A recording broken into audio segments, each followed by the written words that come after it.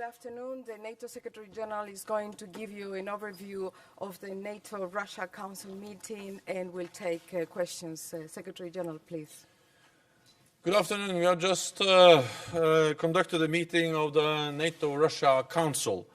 It was a useful meeting with frank and open discussions. Ukraine was the first item on our agenda, and this is important because Russia's actions in Ukraine have undermined Euro-Atlantic security. Allies and Russia have profound and persistent disagreements on the crisis. There was not a meeting of minds today, but it was an opportunity to clarify our positions and to exchange views on the crisis in Ukraine. Allies expressed the views that they set out at the summit in Warsaw.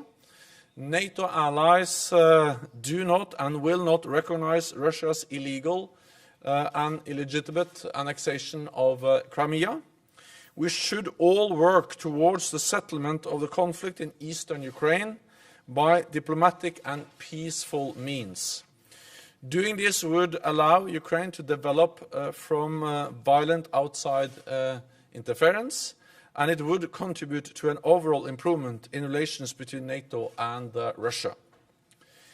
We then discussed military activities, transparency, and risk reduction. Everyone around the table has a responsibility to ensure that our relations are characterized by predictability, confidence, and stability. We have rules for military activities, both bilateral and multilateral. We have all worked hard to develop them over the years. We should respect both the letter and the spirit of those rules. Transparency and risk reduction is particularly important if we are to avoid incidents, accidents, and misunderstandings. So, in the spirit of transparency, NATO briefed Russia on the important decisions we took in Warsaw last week to enhance our security. Russia briefed on the steps they are taking. Russia also raised a proposal on air safety in the Baltic Sea. Allies will study this proposal carefully. I welcome that Russia has signaled that it wants to pursue risk reduction measures. This is something that allies have been advocating for a long time. So I look forward to further discussions on this issue with Russia. Finally, we discussed the security situation in Afghanistan, including the regional terrorist threat. Afghan security forces continue to do their job with remarkable resilience and courage. But challenges remain. I informed the Council about NATO's decision at the Warsaw Summit to sustain our military presence in Afghanistan beyond 2016 with approximately the current troop levels. I also reported to the NATO-Russia Council on our commitment to continue to fund the Afghan security forces until 2020. And I underlined that President Ghani and Chief Executive Abdullah at our summit in Warsaw reiterated their commitment to reform. For almost 20 years, the NATO-Russia Council has been an important forum for dialogue. It is an all-weather forum. Today, we had a very useful discussion. We addressed some of the most important issues on the Euro-Atlantic security agenda. This shows the value of the NATO-Russia Council. Dialogue is particularly important in the current circumstances. Our dialogue will continue. And with that, I'm ready to take your questions. Secretary General Vladimir Dobrovolsky, Russian news agency RIA Novosti. What will be the next step in your dialogue? Will it be the ambassadorial level meeting as now, or will it be a ministerial one? And will you consider some concrete document in relation to this risk reduction measures? Thank you. Thank you. We will have new meetings in the NATO-Russia Council, and we will address issues like risk reduction transparency, and we will now also look into the proposal put forward by Russia on air safety and also related to transponders in the Baltic Sea region. We haven't decided a new date for the next meeting, and we haven't decided the format of the next meeting. What we decided in 2014 when we suspended the practical cooperation was that we would maintain the NATO-Russia Council as a platform for political dialogue at ambassadorial level and above. But we haven't made any decisions about the formats of the next council meeting. Channel 1, Russia. Don't you think it's illogical that NATO pays great attention to unreal Russian threat instead of, for example, dealing with real danger like ISIS? NATO has to be able to respond to many different challenges at the same time. And at our summit in Warsaw, we made important decisions to continue to play a key role in the fight against international terrorism. We, for instance, decided to continue our military presence in Afghanistan. Our military operation in Afghanistan is our biggest military operation ever. And the reason why we are in Afghanistan is to fight international terrorism, is to prevent Afghanistan once again becoming a safe haven for international terrorists. We also decided to step up our support for Iraq, to start to do training inside Iraq, to enable Iraq to be stronger in its efforts to stabilize its own country and to fight terrorism. We also decided to do more when it comes to support from NATO to the international coalition fighting ISIL by providing AWACS support to the coalition. And we decided to work more closely with partners in the region like Jordan and Tunisia, building their capacity to fight terrorism and to stabilize their own countries. So NATO is playing a key role in the international efforts to fight terrorism, and we decided to step up our efforts at the Warsaw Summit. BBC. Yes, Secretary General Jonathan Marcus from the BBC. You've mentioned the discussion about and the Russian proposals on air safety, transponders, and so on.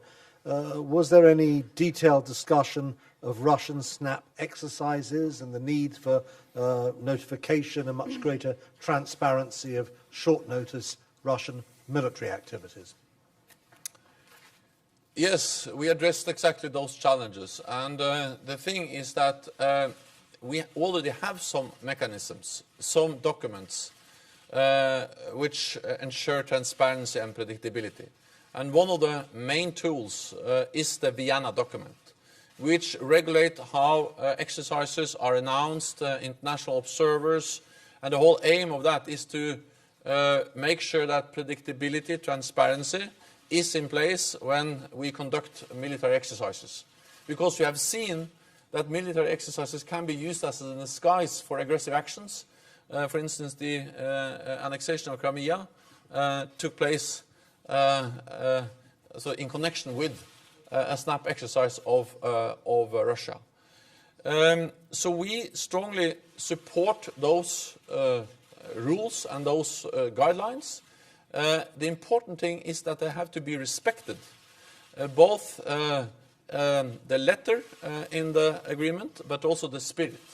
And one of the challenges we have seen recently, or over the past years, is that Russia used some of the loopholes in the Vienna document to conduct all the SNAP exercises, and thereby they also are able to undermine international inspections of the exercises. So we are strongly in favor of modernizing the Vienna document. And NATO allies have put forward in Vienna proposals on how to, for instance, address SNAP exercises in the Vienna document framework. This is, of course, not negotiated in a NATO framework. This is negotiated in the OSCE framework. But NATO allies are active, and they have put forward proposals to strengthen the Vienna document as a tool for transparency and risk reductions related to military exercises. Süddeutsche Zeitung. Daniel Brössler, Süddeutsche Zeitung. Could you tell us a little bit more about how the Russian proposals on risk reductions looked like regarding, for example, transponders? And second question, I hear there was a proposal for military-to-military contacts. Is NATO in a position to agree to that, or would decisions have to be changed because this would be go beyond political discussions with Russia? Russia proposed a way forward on how we can address issues related to transponders and air safety. We stated clearly that we welcome that Russia is ready to sit down and discuss air safety, transparency, and including transponders. But we also asked for more details. And I think it's up to Russia to describe the details of their proposal. But we welcome that Russia is showing more interest in these issues, and therefore we will also then look into the proposal and also ask for more details. I think it is important to understand that transponders, of course, is important, but it's only one element in a broader picture related to air safety and risk reduction, because the basic thing is of course safe behavior, is to fly in a safe and professional way. And we have seen some examples of unsafe activity in the air by Russian planes bussing a US ship in the Baltic, flying close to NATO planes. So the first thing is, of course, to just address the behavior of military aircrafts in the Baltic Sea. I would also like to underline that we are constantly looking into how we can make sure that the way we conduct our exercises and our military activities are done in the most, predictable and safe way. Meaning that NATO planes routinely fly with the transponders on when they fly under NATO command in Europe. Different NATO allies have different practices, partly related also to exercises and some different operational reasons for not always turning the transponders on. Regardless of this, it is important to sit down, to look into the issue, and to find out how we can enhance air safety, especially in the Baltic region. Agence France Presse. No, Agence France Presse, please. Sorry, I forgot that. Also important. Military lines of communication, military to military lines of communication, they are open. What we discussed now in the meeting is how we can make sure that they are functioning and that they are used in the best possible way. And there we still have some way to go. So I also welcome that as part of the discussions related to transparency, risk reduction, air safety, also the direct lines of military to military communication is now very much on the agenda. And hopefully we can also enhance the way these lines of communications are working and thereby also using them as a tool to increase air safety and transparency. So now we move to Agence France Presse. Secretary General, on these lines of communication between for the military to military contacts, what is hampering the efforts to try to revive them and to relaunch these contacts? And were there concrete discussions on how this could be improved? I've heard that the procedures were very heavy, and there's of course the political situation, and the military situation, but the procedures are very heavy. Have there been concrete discussions on how this could happen? And when do you think, would it need another NATO-Russia Council to address the transponders issue and the air safety risk reduction issue in the Baltics, or can that be discussed in other fora? Thank you. The issue of air safety, including transponders, which is one element of this broader picture, is something which absolutely can be discussed also in other fora. And I think also it is important to remember that NATO can play a role in Brussels, coordinating our positions, our understanding, related to processes which are taking place, for instance, in the OSCE context. So, for instance, one of the forums or platforms where it's relevant to discuss issues related to air safety and risk reduction is the OSCE, including the Vienna document.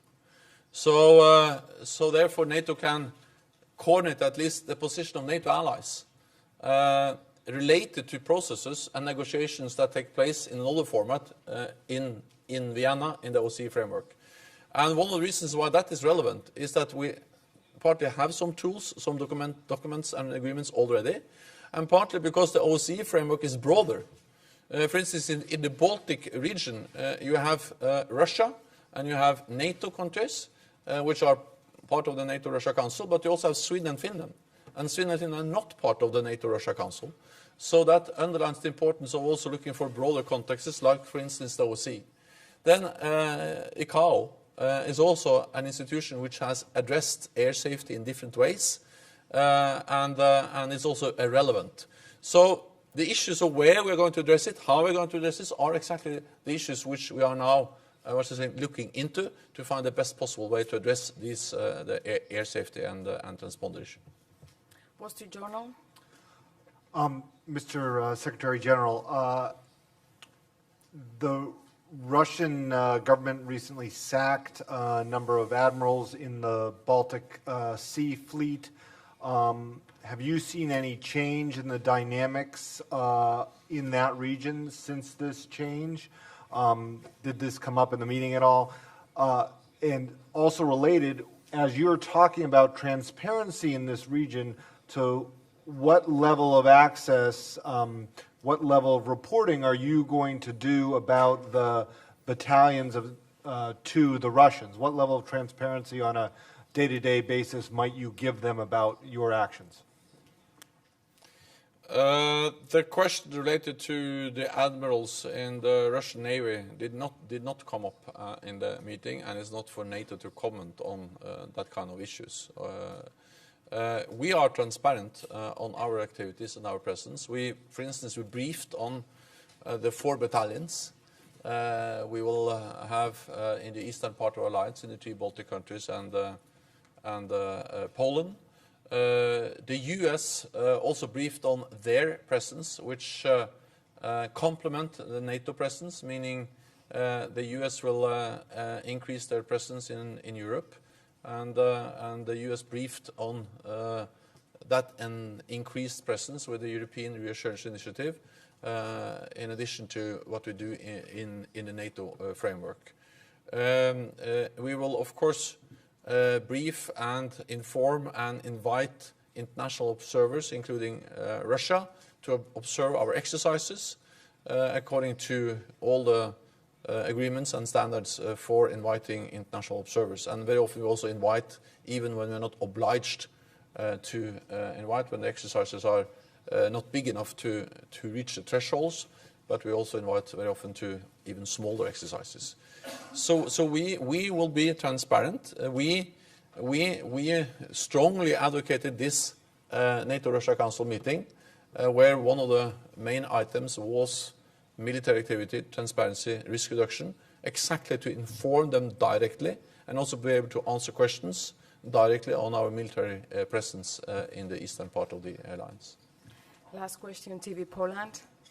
Hello. I just wanted to ask you about Russian, especially Russian reaction on your conclusion of NATO summit. What was this reaction, and how have you convinced Russia that it was not against Russia? And was there any discussion after your conclusion about NATO summit?